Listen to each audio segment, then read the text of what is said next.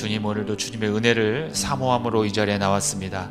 오늘도 주의 말씀을 듣고 우리가 찬송하며 기도할 때 주께서 성령을 통하여 우리의 마음 가운데 임재하여 주셔서 우리의 모든 삶 가운데 하나님의 인도하심을 받고 순종하며 살아가는 우리 모두가 되게 하여 주시옵소서. 오늘도 아픈 마음과 또 육신의 질병을 갖고 나왔습니까? 하나님 아버지시여, 하나님 아버지는 치료의 하나님이라 말씀하셨습니다. 우리가 아픈 것을 절대로 원하지 않는 분이라 말씀하셨습니다. 하나님의 말씀에 근거하여 우리가 오늘도 아버지 앞에 나왔사오니 우리의 아픈 마음과 상처와 육신의 질병을 고쳐주시고 우리의 가정이 주님 안에서 믿음으로 회복되어질 수 있도록 하나님 역사하여 주시옵소서. 감사드리며 예수님의 이름으로 기도하옵나이다. 아멘. 자, 오늘 하나님의 말씀을 보도록 하겠습니다. 로마서 12장 2절 말씀입니다. 신약성경 로마서 12장 2절 말씀을 다 함께 성경책을 보시거나 아니면 화면을 보시면서 너희는 이 세대를 본받지 말고 오직 마음을 새롭게 함으로 변화를 받아 하나님의 선하시고 기뻐하시고 온전하신 뜻이 무엇인지 분별하도록 하라. 아멘. 자, 오늘부터 3주 동안에 제가 시리즈 설교를 하려고 합니다. 같은 주제를 놓고 설교를 하려고 하는데요. 주제는 하나님의 뜻은 무엇인가 라는 제목으로 설교를 준비하려고 합니다. 오늘은 그 첫 번째로 하나님의 뜻은 선한 것입니다 라는 제목으로 함께 말씀을 나누도록 하겠습니다. 여러분, 하나님의 뜻은 과연 무엇일까요? 우리가 보통 이렇게 말하는 사람들 참 많이 있어요. 내가 하나님의 뜻을 알기만 하면 순종할 텐데, 참 하나님의 뜻은 너무 어려워, 비밀에 쌓여 있어. 하나님의 뜻이 알기만 하면 내가 뭐든지 다 순종할 텐데 하나님의 뜻은 참 찾기가 어려운 것 같아, 이렇게 말하는 분들이 있습니다. 물론 하나님의 뜻을 발견하는 것은 그렇게 쉬운 건 아닙니다. 그렇다고 해서 하나님께서 우리가 알지 못하게끔 이렇게 감추어 주신 것은 아닙니다. 우리가 알 수 있을 만큼의 당신의 뜻은 충분히 열어 놓았다는 것입니다. 그래서 우리 하나님의 뜻을 분별하는 일은 우리 성도들에게 있어서 평생 동안 해야 할 일입니다. 왜냐하면 이 세상에서는 하나님의 뜻이 아닌 것과 하나님의 뜻인 것, 즉 선한 것과 악한 것이 서로 섞여 있기 때문입니다. 예수님도 곡식 가운데 그 잡초들이죠, 그 가라지가 같이 섞여 있다고 말씀한 바 있습니다. 그래서 우리는 이 땅에 살아가면서 하나님의 뜻을 잘 분별하는 것, 그것이 아주 중요한 그러한 축복이라는 것입니다. 여러분들은 분별을 잘 하고 계십니까? 어떤 물건을 선택할 때, 또는 직장을 선택할 때, 또는 어떤 사람들을 만날 때 잘 분별하고 우리가 잘 선택을 해야 합니다. 그런데 우리는 살아가면서 그런 결정을, 분별을, 선택을 잘 못하시는 분들이 참 많이 있어요. 특히 이 다양화된 이 시대를 살아가면서 너무나 선택할 것이 많다 보니까 우리가 선택을 못한다는 거예요. 괜히 이거 선택했다가 내가 피해보면 어떡하지? 이런 마음 때문에 그런 두려움이 생겨서 우리가 그 선택을 또는 분별을 또는 결정을 잘 못한다는 것입니다. 그래서 그러한 선택을 유달리 못하신 사람들을 우리는 부르는 명칭이 있습니다. 여러분 아시죠? 선택을 못하는 사람들 뭐라고 합니까? 선택장애라고 합니다. 그래서 이런 분들을 위해서 결정을 잘 할 수 있도록 참고되는 그런 책도 엄청나게 많이 나와 있는 것 같아요. 그 중에서 이 스스로 살아가는 힘이라는 책을 보니까 결정하지 못하는 사람들에게만 있는 몇 가지의 공통된 특징이 있다고 합니다. 이 사람들에게 특징이 뭐냐? 첫 번째는 자기 자신을 너무 모른대요. 자기가 어떤 사람인지를, 그 성향을 자기가 당연히 알아야 되는데 모른다는 것입니다. 자신이 어떤 사람인지 잘 모르기 때문에 어떤 삶의 기준이나 원칙이 없다는 거예요. 자, 결정을 못하는 사람들의 두 번째 특징은 둘 다 손에 쥐고 놓으려 하지 않는다는 것에 있다고 합니다. 그러니까 어느 것 하나 놓치지 않으려고 한다는 거예요. 이것을 선택하면 당연히 저것을 놓아야 하는데 둘 다 손에 쥐려고 한다는 거예요. 한마디로 욕심이 많은 것입니다.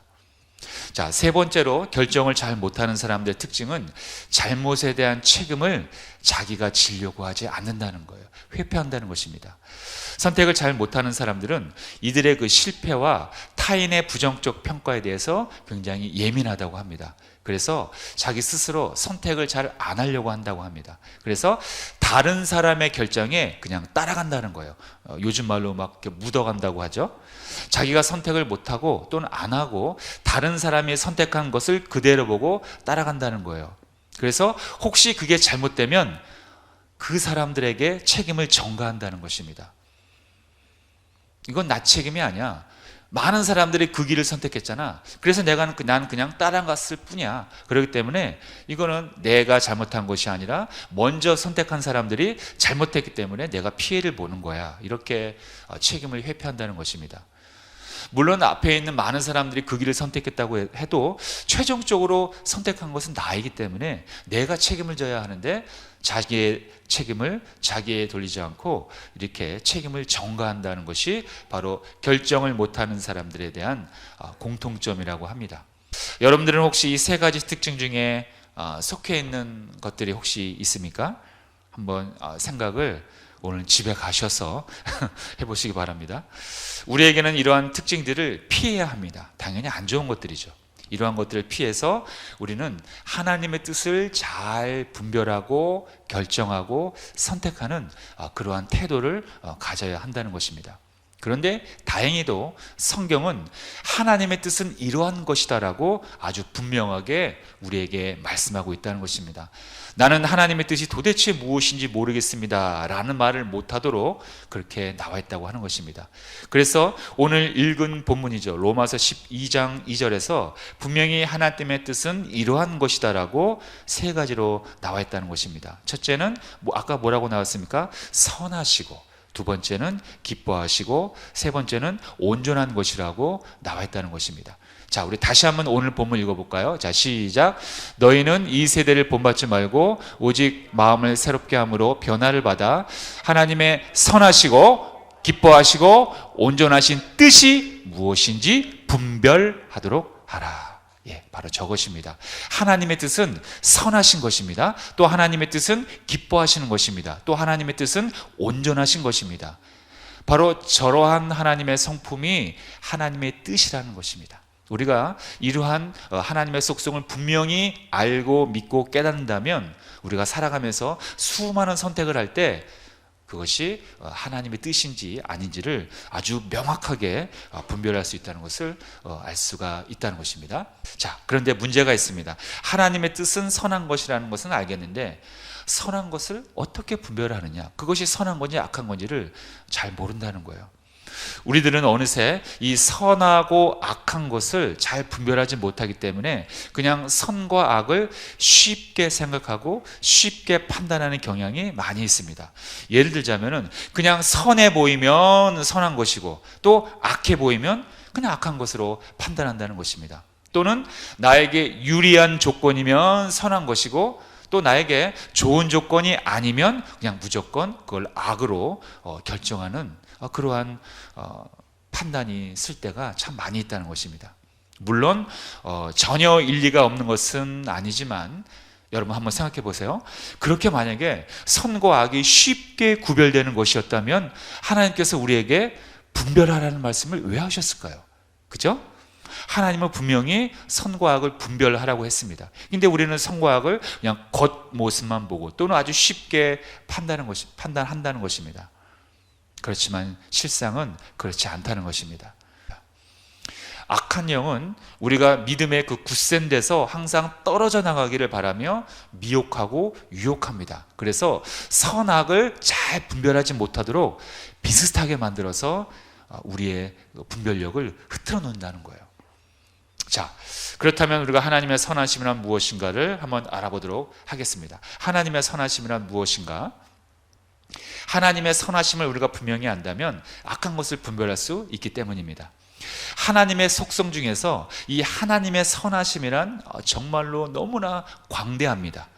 이 선하심을 설명하기 위해서는 너무나 많은 시간이 할애되지만 하나님의 선하심은 그 다른 속성들과도 매우 밀접하게 연결되어 있습니다. 예를 들자면 하나님의 사랑, 하나님의 자비, 하나님의 은혜, 또는 하나님의 형통함, 또는 하나님의 그 풍성함, 이러한 하나님의 속성들이 다 하나님의 그 선하심이라는 속성과 다 포함되어 있거나 연결되어 있다는 거예요. 하지만 오늘은 너무나 많은 것을 설명할 수는 없고요. 먼저 예수님을 통한 증언부터 오늘 말씀드리고 싶습니다. 예수님께서 하나님의 선하심에 대해서 이렇게 증언하셨습니다. 누가복음 18장 19절에 보니까 자, 함께 읽겠습니다. 시작. 하나님 한 분 외에는 선한 이가 없느니라. 네, 주님께서 저렇게 고백하셨습니다. 이 말씀 속에는 우리가 보통 도덕적으로 생각하는 그냥 그 선량함, 선함, 그것과는 차이가 있습니다. 우리 인간이 도덕과 윤리적으로 아무리 뛰어나다고 해도 근본적으로 선하신 분은 오직 하나님 한 분밖에는 없다는 것입니다. 하나님 외에는 선함이라는 것이 존재하지 않는다는 것입니다. 하나님은 그 본질 그 자체가 선하시고 하나님은 누구에게도 선함의 그 평가를 받을 수 없다는 것입니다. 즉 하나님 자체가 그 선함의 기준이 된다는 거예요. 그래서 하나님이 하시는 모든 말씀, 하나님이 하시는 모든 일들, 이 모든 것들이 선하다고 인정받기에 당연히 합당하다는 말씀입니다. 그래서 하나님은 그 하나님의 선하심이라는 그 속성, 그 성품 자체가 하나님의 영광이 될 수 있으며 하나님의 위대한 하나님만의 성품이 된다는 것입니다. 우리는 하나님의 형상으로 지음을 받았기 때문에 본질이신 하나님의 선하심을 우리가 부여받은 거예요. 선함이라는 것은 그래서 우리 인간에게서 출발되어지는 것이 아니라 하나님으로부터 출발되어져서 우리가 공급을 받고 또 우리를 통해서 세상으로 흘러가는 것입니다. 이것이 올바른 순서라는 거예요. 우리 자체에서 내가 그냥 착한 성품이라고, 그냥 내가 잘 참는 그런 성격이라고 해서 내가 선한 존재가 아니라는 것입니다.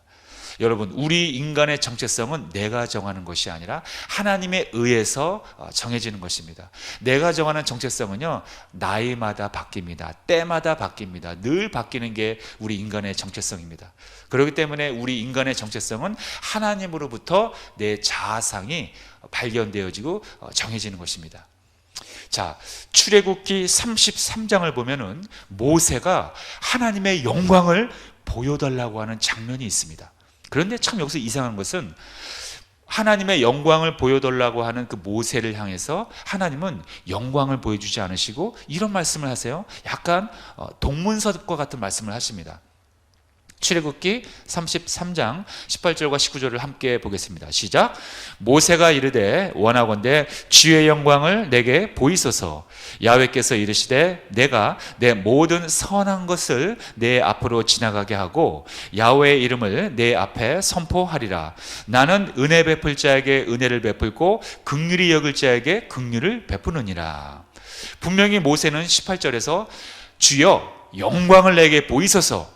그러면 하나님이 멋지게 나타나셔고 짠 나타나셔갖고 뭐 좀 이게 멋진 모습을 보여주거나 뭐 구름을 보여준다거나 뭐 빛을 나타내거나 뭐 이렇게 좀 이런 모습을 보여줘야 될 텐데 약간 이해할 수 없는 그런 동문서답과 같은 말씀을 하십니다. 야훼께서 이르시되 내가 내 모든 선한 것을 내 앞으로 지나가게 하겠다. 아니 영광을 보여달라고 했는데 웬 선한 것을 말씀하세요? 그렇죠? 다른 말씀을 하시잖아요. 자, 우리가 이것을 잘 생각하면요, 모세는 하나님의 영광을 요구했지만 하나님은 선하심을 보여준다고 하셨습니다. 즉 이 말씀은 무엇이냐? 하나님은 당신의 영광을 당신의 선하심으로 대체하신 것입니다. 즉 하나님의 영광이 곧 하나님의 선하심을 말씀하는 거였다는 거예요. 그래서 어떻게 말씀하십니까?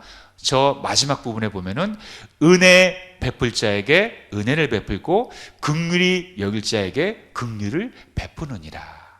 바로 이러한 하나님의 선하신 성품, 은혜 베풀 자에게 은혜 베풀고 긍휼히 여길 자에게 긍휼을 베푸시는 은혜와 긍휼, 이 은혜와 긍휼, 은혜와 긍휼, 이 은혜와 긍휼이라는 이 선하신 성품이 곧 나의 영광이다.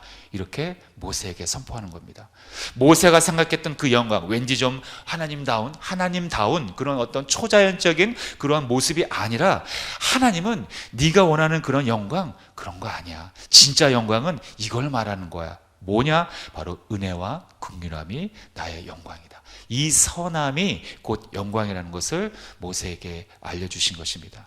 그래서 하나님께서는 이 은혜와 긍휼을 끊임없이 이스라엘 백성들에게 베풀어 주십니다. 당연히 이스라엘 백성들이 한 행동만 보면 도저히 은혜와 긍휼을 베풀 만한 그러한 처지는 아닙니다. 하나님은 끊임없이 원망합니다. 조금 걷다가 물이 떨어지면 물 달라, 고기 먹고 싶으면 고기 달라, 이렇게 모세를 원망하고 모세를 죽이려고 하고 하나님을 원망하고, 급기야는 홍해바다 앞까지 갔을 때 우리를 왜 이곳까지 와서 우리를 죽이려 하느냐, 저 모세를 원망하면서 다시 우리를 이집트로 보내달라고 했던 바로 그런 하나님을 정말 10번 이상으로 배반했던 이스라엘 백성들이었습니다. 그러나 하나님께서는 그 모든 것을 품으시고 은혜와 자비, 긍휼을 그들에게 베풀었다는 것입니다. 그것이 오늘날로 얘기하면 죄값을 치러야 하는 저와 여러분들에게 하나님께서는 값없는 은혜와 긍휼을 베푸시는 그러한 하나님의 선하신 성품이 곧 하나님의 영광이라는 것을 우리는 알 수 있다는 것입니다. 바로 우리는 한평생 이 진리를 붙잡고 살아야 한다는 것입니다. 하나님의 저 선하신 은혜와 긍휼함이 저와 여러분들을 지금 이 자리에 있게끔 했고 우리를 살렸고, 곧 그것이 하나님의 위대한 영광이라는 것입니다. 여러분들은 이러한 하나님의 은혜와 긍휼이라는 이러한 하나님의 선하신 성품 때문에 우리가 지금 호흡할 수 있는 것이고, 그것을 우리는 평생 감사로 여기며 살아야 할 줄로 믿습니다. 자, 그런데 우리가 신앙생활을 하면서 실패하는 경우가 있습니다. 그 이유가 무엇입니까? 하나님을 진심으로 믿지 못하는 이유가 있습니다. 그런데 그 이유는 무엇입니까?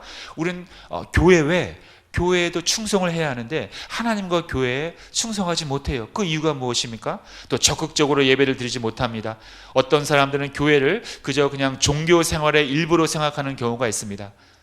왜 그럴까요? 하나님을 믿기는 합니다만 온전히 믿지는 못해요. 왜 그런다고 생각하십니까? 그것은 바로 하나님을 믿어봤자 하나님으로부터 최고의 선한 것이 나에게 오지 않을 것이라는 생각이 나를 지배하기 때문입니다. 하나님 믿어도 선한 것 나한테 오지 않을 거야, 이런 생각이 나를 지배하고 있기 때문에 상대적으로 하나님보다는 이 세상의 제도와 그 시스템을 하나님보다 더 은연중에 의지한다는 것입니다. 교리로는 하나님은 선하다는 건 알고 있지만 진정 내 마음으로 믿고 그것을 의지하며 내 인생을 하나님께 맡기며 살아가는 것이 아니라는 것입니다. 혹시 여러분들 중에도 혹시 마음속에서 하나님보다 더 의지하는 그러한 것들이 있습니까? 내가 보기에는 아무리 옳은 일이라 해도 이것이 나를 지켜줄 것이라고 믿어도 하나님이 원하지 않는 것이라면 우린 속히 그것을 놔야 합니다. 돌아서야 합니다. 잠언서 14장 12절, 자 시작. 어떤 길은 사람이 보기에 바르나 필경은 사망의 길이니라. 사람이 보기에는 그것이 아무리 옳고 바르고 좋은 곳이라고 해도 하나님이 원하지 않는 길이라면 그것은 결국 우리를 죽음가로 인도하는 그 지름길이라는 것입니다. 하나님만이 우리의 미래를 아시기 때문에 우리는 하나님의 그 선하심을 믿고 의지하고 나의 삶을 완전히 드리는 것이 진정한 우리의 살 길이라는 것을 우리는 알아야 합니다. 자, 하나님의 선하심은 무엇입니까? 하나님의 영광이고 은혜와 긍휼이라는 것입니다. 그렇다면 바로 그러한 하나님의 선하심을 우리는 어떻게 구체적으로 알 수 있는가? 자, 하나님의 선하심은 이 세상 속에서 우리에게 구체적으로 나타나고 있습니다. 근데 이것을 신학적으로 크게 두 가지로 이야기합니다. 하나님은 이 세상 속에 자신의 그 존재함, 자신의 그 선하심, 자신의 그 실존을 이 세상 가운데 크게 두 가지로 보여주시는데, 첫 번째로 하나님의 일반적인 은혜로 나타납니다. 하나님은 당신의 그 실존을, 당신의 존재함을, 당신의 그 선하심을 누구나 하나님을 믿건 안 믿건 누구나 알도록 이 땅에 펼쳐 놓으셨다는 뜻이에요.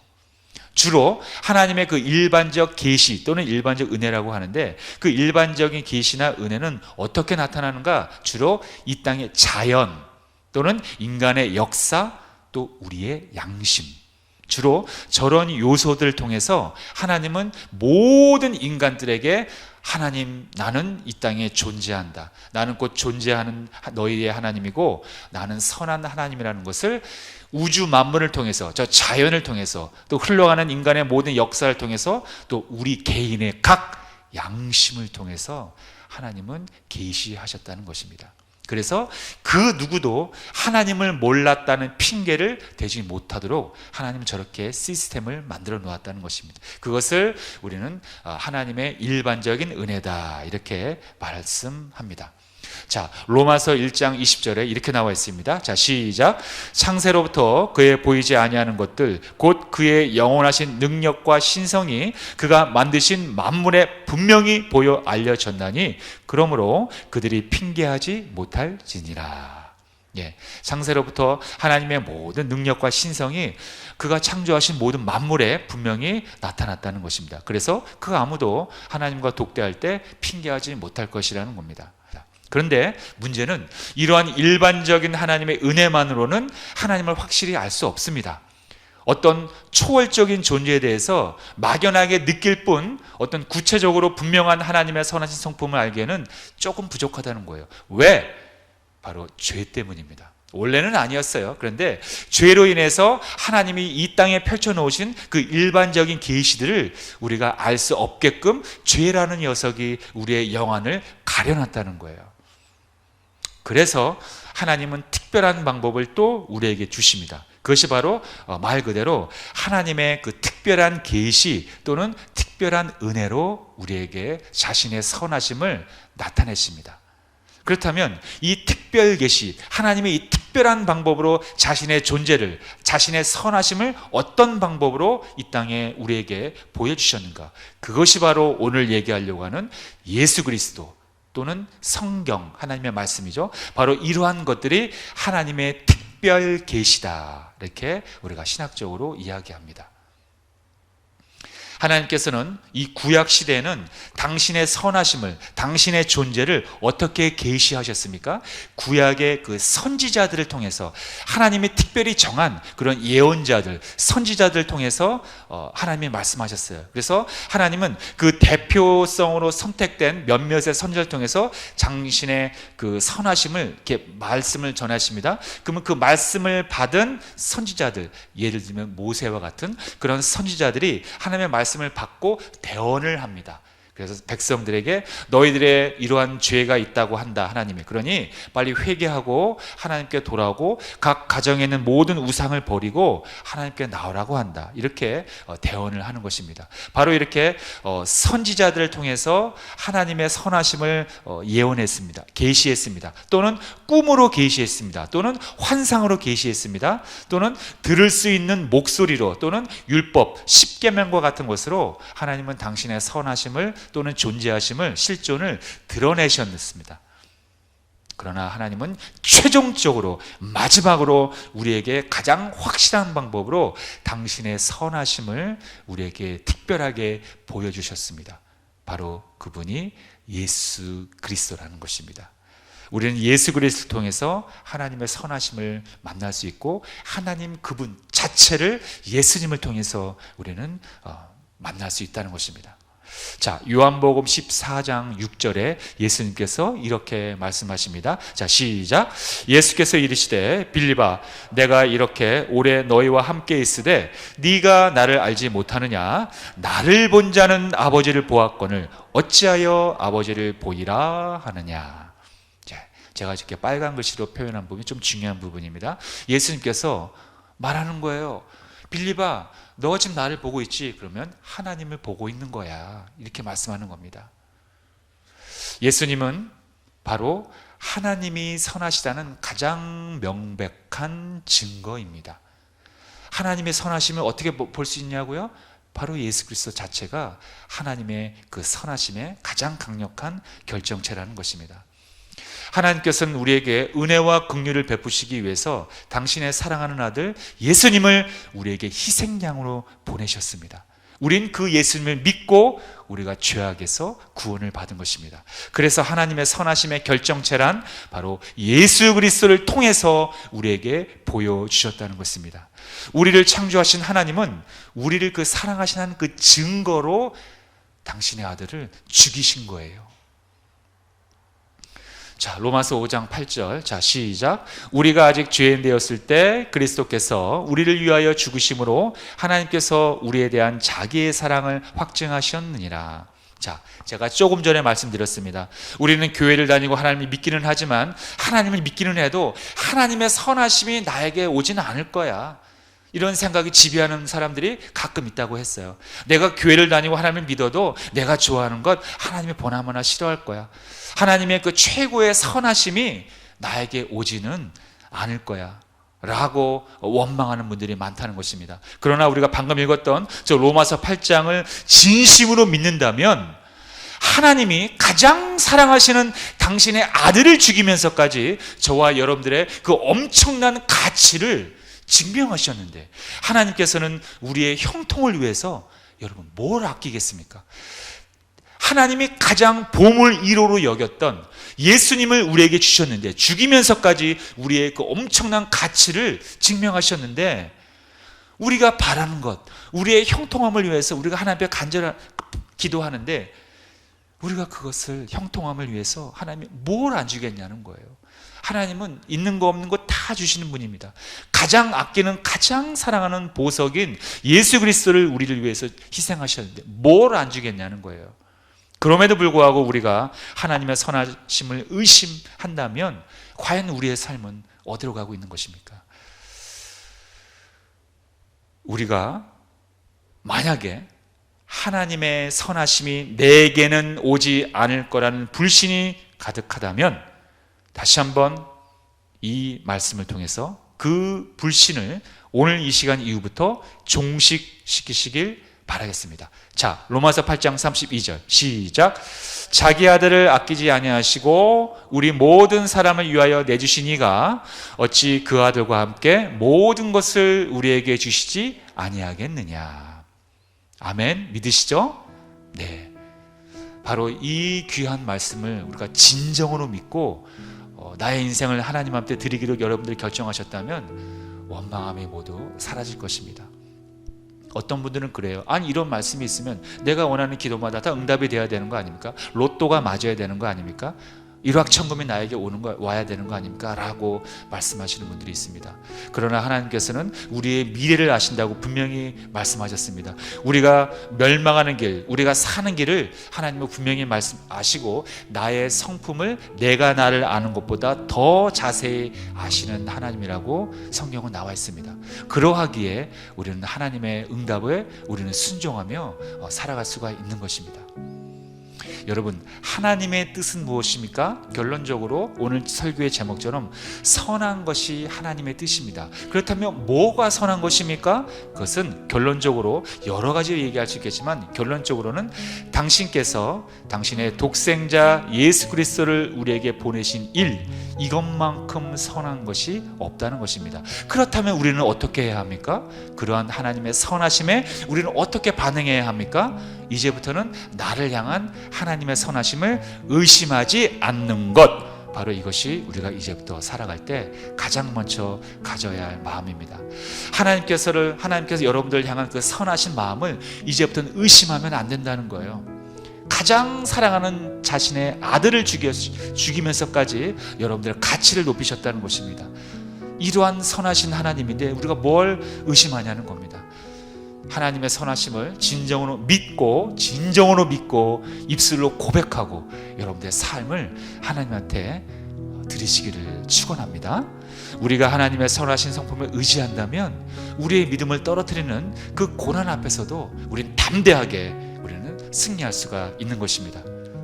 마지막으로 여러분들 다 아시는 내용이지만 애굽에서 총리가 된 요셉은 마지막에 자기를 팔았던 형들과 재회하게 됩니다.